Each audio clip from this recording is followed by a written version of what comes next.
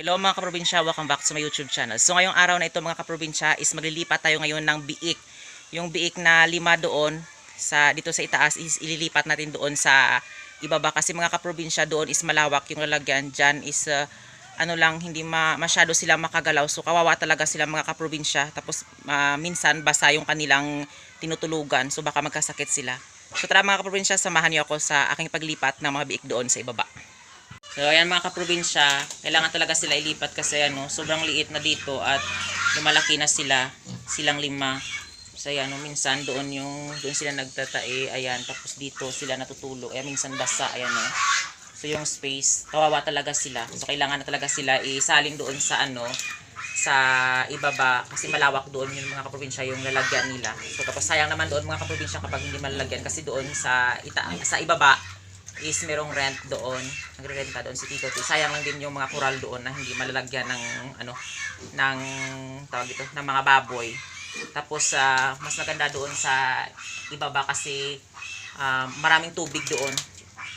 So flowing yung tubig doon. So dito is ayan, nag-aantay pa kami ayan ng tubig galing sa poso. Ayan, minsan doon sa poso kami binobomba namin yan para mahatak yung tubig nalagay dito. Pero doon naman sa ibaba, nakikita nyo doon is meron talaga doong nilagyan nila doon ng hose para flowing na yung tubig. So ayan, magsasandok na lang tayo at ipaligo sa kanila at lagyan sila ng tubig. So ayan mga kaprobinsya, hindi pa masyado silang maganda yung kanilang yung dalawa is maganda na yung katawan nila yan . Pero yung dalawa na ito ayan hindi pa rin masyado maganda yung kanilang katawan. Napurga na sila at nabigyan ng mga vitamina, pero siguro dahil hindi pa naubos yung mga bulati, so kailangan ipurga ulit at bigyan sila ulit ng mga vitamina. So ito naman yung kulay itim na ito, hindi nila ito kapatid. Ayan.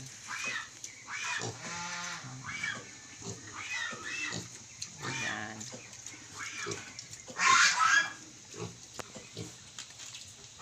Mag-aantay pa tayo ng mga ilang weeks. Ayan. Gaganda din ang kanilang katawan nito. Dahil yung kanilang pinapakain sa kanila is commercial na may halo na feeds. Commercial na may halo ng ipa ng mais. So ayan, paunti-unti na sila na nililipat sa commercial para mas maganda yung kanilang katawan mga kaprobinsya. Tapos kapag malaki na sila, hahaluan natin ulit ng darak ng mais para hindi masyadong magastos.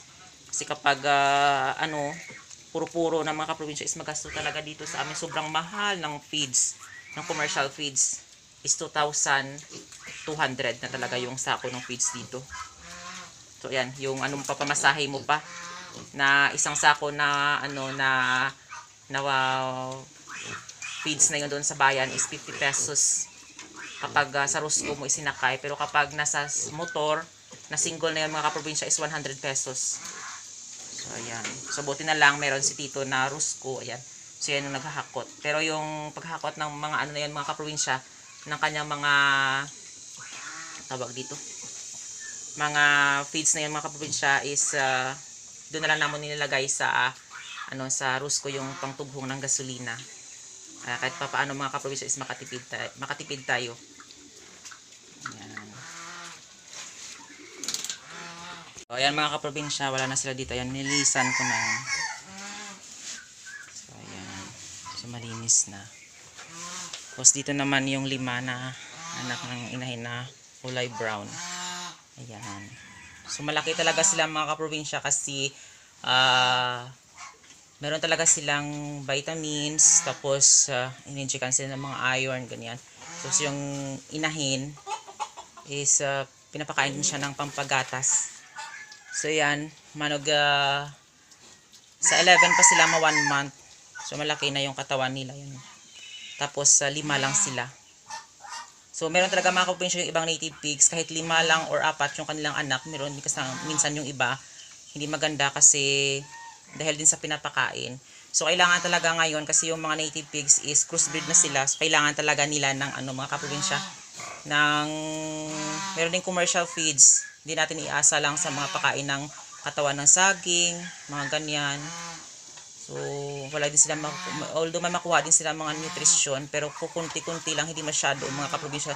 So, kailangan talaga nating paghaluan din ng mga like trekantera na yan mga kaprobinsya.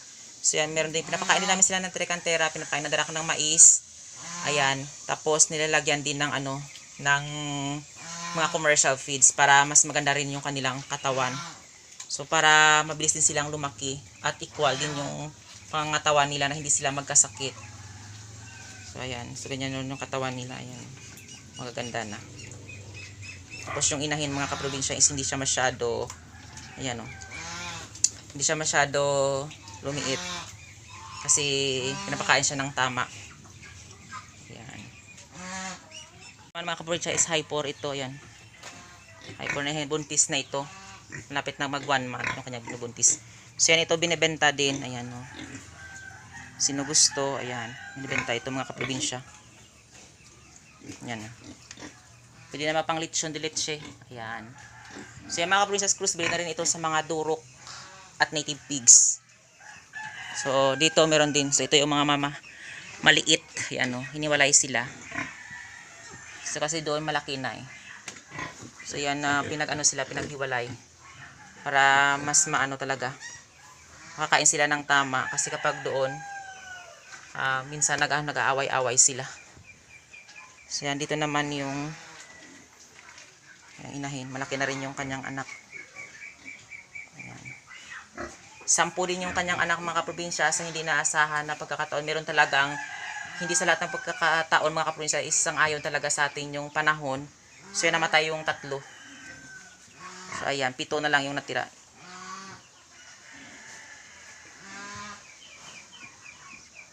Ayan. So, ito buntis na rin. Malapit na rin yan mga hindi pa pala. Siguro mga 1 month and a half pa pala. Ayan. Ayan mga kaprobinsya, kung gusto nyo bumili ito, binibenta din ito. Ayan. Binibenta din sila. At doon.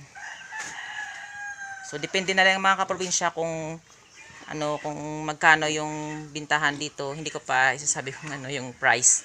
Kasi punta lang kayo dito mga kaprobinsya at mag lang tayo kung gusto nyo bumili.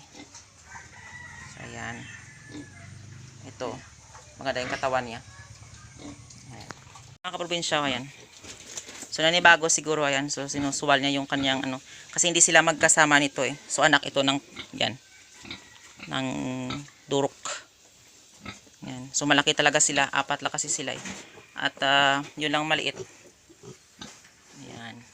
So, ito, anak niya ito. Ito. At ito. So, ito naman yung nilipat. Kaya doon sa itaas. Ayan. Yan sila. So, yan mga kaprobinsya. Yan. Talaga. Dito, hindi ka na ng poso. Ayan. Diyan lang. Hindi ka na, kukuha ka lang itsalin dito sa blue na drum. So, kasi hindi ito yung abot yung tubig doon. Kasi mataas yung blue na drum. So, yung ginagawa ko. Tapos, sinano ko. Tapos doon, yan yung pinaano ko sa kanya, pinaglilinis. Yan, hindi pa ako nakapaglinis. Ayan, kasi, na ngayon, mga kaprobinsya is 11 na. So, kanina naglinis ako. Pero, nagdumi na din sila. Ayan. Sarap buhay niya. Ayan. Ito, malapit na itong 1 month. Na dito sa akin yan. Malaki na din. Nung kinuha ko yan, so, maliit din. So, yan, itong barako. Yan. Ikaw yung barako. So, maila pa rin mga kaprobinsya. So, yan mga kaprobinsya is duty yan. So, ayan yung pangbayad. So, ginawa namin yung barako. Pambayad yan mga kaprobinsya kapag magpapabulog kasi isang inahin. So, ito, yan. Pambayad din yan mga kaprobinsya. So, madami na rin mga kaprobinsya na naibigay sa amin yung aming barako. Yan, ito si Bori. Kasi malapit na siya mga kaprobinsya mag 3 years. 3 years. Oo. So, malapit na siya mag 3 years talaga mga kaprobinsya. So, nakakatakot na. Tapos yung kanyang pangil is sobrang talaga mga kaprobinsya yan. Yan. Ayan. So, mahirap din mga kaprobinsya. Although mabait siya mga kaprobinsya, ayan Pero kapag siya nagbubulog, minsan yung inahin sinusuwal niya. So baka maano ng pangil niya yung inahin. So baka masugatan eh. Meron pa tayong anong tawag dito? Baka hindi inasahan mga kaprobinsya kasi yung ganyan talaga yung mga mga unlike ito na mga barako is kailangan talaga after 3 years o kailangan talaga palitan ng bago. Kasi may tendency mga kaprobinsya kahit alaga mo pa yan, nanunuwal talaga sila. Unlike nung isang 2 weeks doon yung inahin doon na natali, so kinuha na nila. Doon binulugan niya yun, so kinuha ko siya doon. Nanuwal siya. Buti na lang hindi ako na natamaan. So kapag natamaan ako, grabe talaga yung kanyang bangil. So ganyan talaga. Kahit mabait din mga kaprobinsya kapag ganito na barako, kapag barako, wag talaga kayo magtiwala. Kahit alagaan nyo pa yan kasi hayop sila eh. So hindi mo talaga sila yung kanilang isip. Ayan. Pero sa mga sa mga hayop talaga mga kaprobinsya, hindi talaga ako nananakit kasi isa sa ko sa kanila mga kaprobinsya kapag mo sila mga kaprobinsya, pinalo or mo sila ng mga anong bagay na nasaktan talaga sila, may tendency talaga na minsan mananakmal talaga sila, lumalaban o at minsan tumatakbo. So yan. So yan talaga yung mga behavior ng hayop. At hindi naman lahat ng mga native pigs is mga masasama yung ugali nila. Depende na rin sa nag-aalaga. Ay, na yung tubig. Yan, puno na. So katulad nito, minahin na ito. Yan, hindi ko pa nakapaglinis. Ayan, sobrang bait talaga. Ayan. Ayan.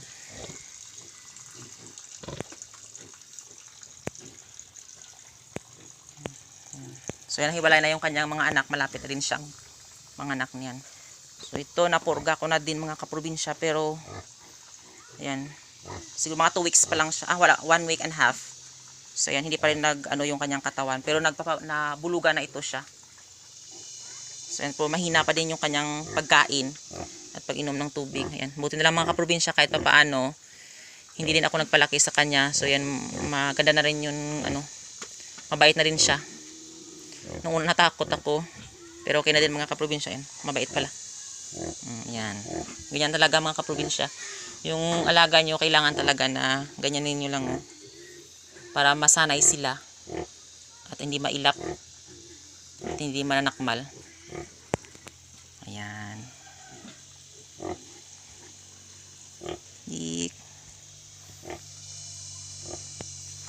Ayan, ito na yung mukha ng mga trikantera na kinuha ko. Ayan. Ubos talaga. Probinsya, maraming salamat sa walang samang pagsusupport at panonood nyo sa aking YouTube channel. And don't forget to like, share, and subscribe to my YouTube channel. Thank you for watching and happy farming.